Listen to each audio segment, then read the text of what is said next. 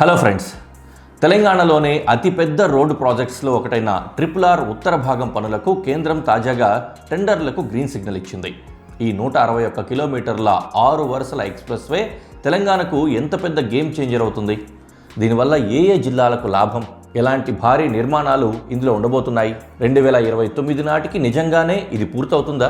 పూర్తి వివరాలు ఈ వీడియోలో చూద్దాం. హైదరాబాద్ చుట్టూ నిర్మించబోతున్న RRR అంటే రీజనల్ రింగ్ రోడ్ ఉత్తర భాగానికి కేంద్ర ప్రభుత్వం తాజాగా పచ్చజెండా ఊపింది. సంగారెడ్డి జిల్లా గిర్మాపూర్ నుంచి యాదాద్రి భువనగిరి జిల్లా తంగడపల్లి వరకు మొత్తం 161.5 కిలోమీటర్ల మేర 6 లైన్ల గ్రీన్ఫీల్డ్ ఎక్స్ప్రెస్ వే నిర్మాణానికి జాతీయ రహదారుల సంస్థ NHAI టెండర్లకు ఆహ్వానించింది.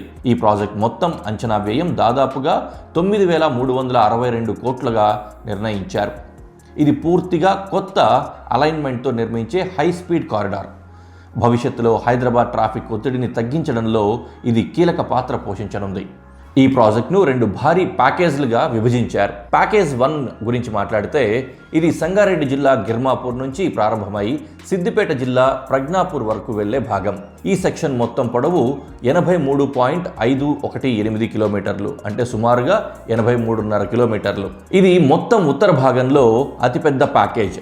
ఈ ప్యాకేజ్ నిర్మాణానికి సుమారుగా 4,918 కోట్ల రూపాయల వ్యయం అంచనా వేస్తున్నారు. ఇక్కడ భారీ స్థాయిలో భూసేకరణ కూడా జరుగుతోంది. దాదాపుగా 927 హెక్టార్ల భూమిని సేకరించాల్సి ఉండగా ఇప్పటికే ఎక్కువ శాతం ప్రక్రియ పూర్తయింది. ఈ మార్గం ద్వారా సంగారెడ్డి, మెదక్, సిద్దిపేట ప్రాంతాలకు నెక్స్ట్ లెవెల్ కనెక్టివిటీ లభించనుంది. ఇక ప్యాకేజ్ 2 విషయానికి వస్తే ఇది సిద్దిపేట జిల్లా ప్రజ్ఞాపూర్ నుంచి ప్రారంభమై యాదాద్రి భువనగిరి జిల్లా తంగడపల్లి వరకు వెళ్తుంది. ఈ సెక్షన్ పొడవు 78 కిలోమీటర్లు. ఈ భాగానికి సుమారుగా 4,443 కోట్ల రూపాయలు వ్యయం అంచనా వేస్తున్నారు. ఇక్కడ దాదాపుగా 886 హెక్టార్ల భూసేకరణ జరగాల్సి ఉంది. ప్యాకేజ్ 2 ద్వారా యాదాద్రి భువనగిరి, వరంగల్ వైపు వెళ్లే ట్రాఫిక్ భారీగా ఉపశమనం లభిస్తుంది. ప్రత్యేకంగా హైదరాబాద్ నగరంలోకి ఎంటర్ కాకుండానే నేషనల్ హైవేల మధ్య డైరెక్ట్ కనెక్టివిటీ ఏర్పడుతుంది. మొదట ఈ ప్రాజెక్టును 5 ప్యాకేజీలుగా విభజించి టెండర్లు పిలిచారు.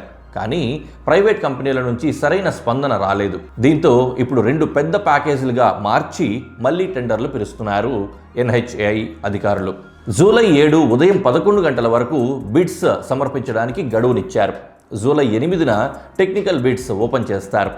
ఈ ప్రాజెక్టులో భారీ స్థాయిలో ఇంజనీరింగ్ నిర్మాణాలు ఉండబోతున్నాయి. 44 పెద్ద వంతెనలు, 127 చిన్న వంతెనలు, 4 రోడ్ ఓవర్ బ్రిడ్జ్లు, 44 అండర్ పాస్లు, 1262 కల్వర్ట్లు, 9 ఫ్లైఓవర్లు, 5 ఇంటర్చేంజ్లు నిర్మించనున్నారు.